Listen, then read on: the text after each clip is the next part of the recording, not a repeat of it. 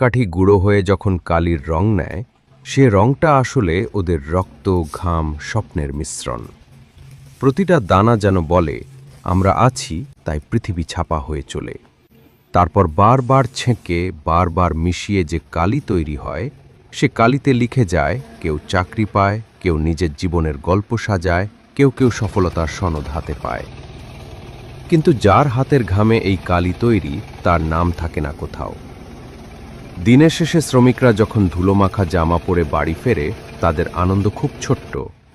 আজ মেয়ের পেন্সিলটা কিনতে পারবো, অথবা ছেলেটার হাসিটা কাল একটু জোরে ফুটবে।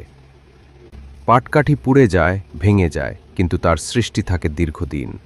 ঠিক তেমনি এদের জীবনটাও কঠিন, কিন্তু ভিতরটা শক্ত।